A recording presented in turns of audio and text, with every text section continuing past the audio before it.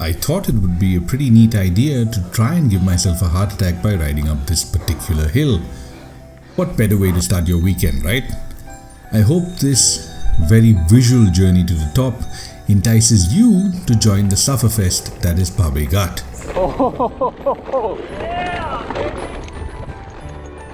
As long as one suffers, one lives, and all that sort of stuff.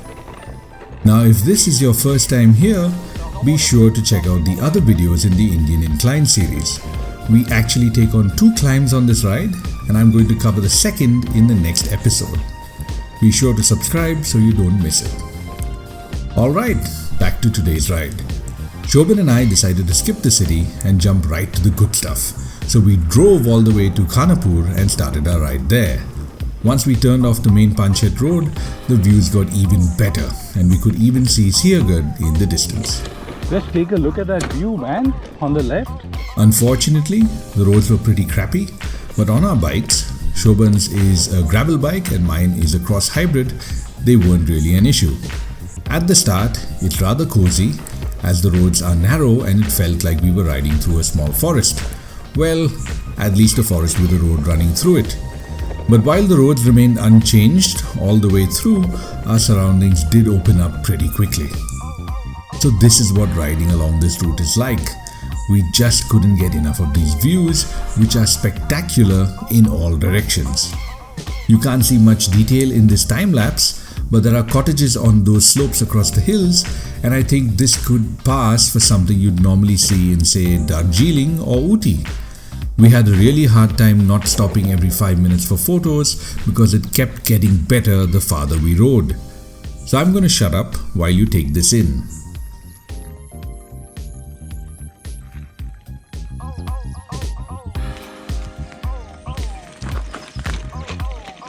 Let me back up a bit and talk about the elevation.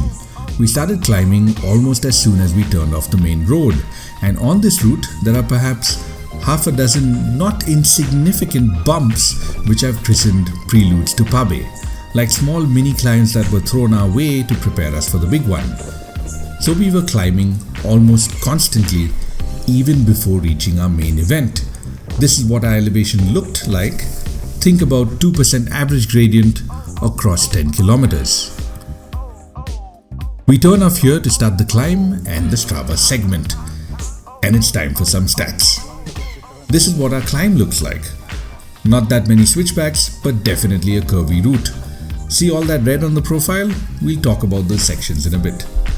Pabe Ghat is a short 2.5 kilometer climb, and it can be best broken down like this. In the first 400 meters, you're going to hit a gradient of 8%.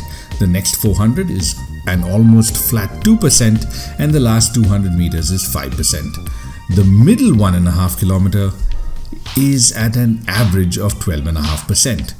Within this section, there are really steep bits strewn all over the place, and there are even short stretches that are in the 20 to 24% range.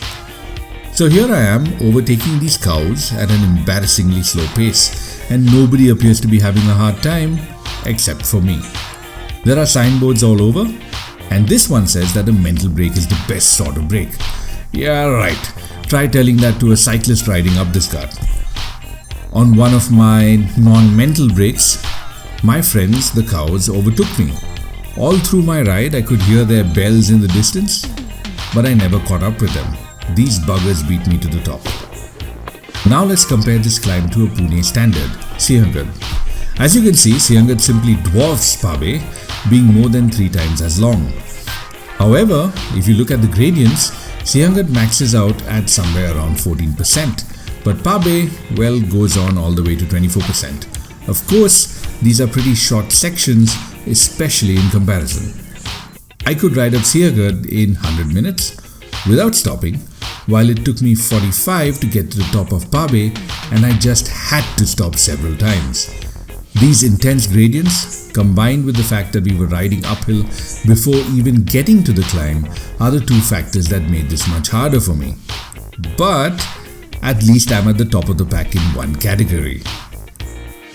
Now all this science is completely wasted on a guy like Shobhan, who reached the top in under 30 minutes and actually came back down to take photos and witness my suffering firsthand. Did you go up and come down?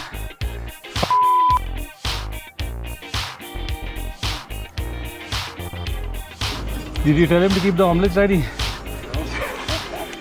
I don't think there's a better positioned tea stall in the entire world. We descended on the other side of the hill, and while the views were breathtaking, our experience was somewhat marred by the crappy roads. And we weren't done with climbing yet. We went on to do another relatively unknown climb up to Kadre Kind with beautiful views en route. I'll cover that in the next episode of Indian Inclines, so do remember to click the bell icon if you want to be notified when it's released. If you're looking for another hill to ride up, check out episode 2 covering a much gentler climb to Purandar Fort. If you have any questions about this route or the climb, please leave a comment below.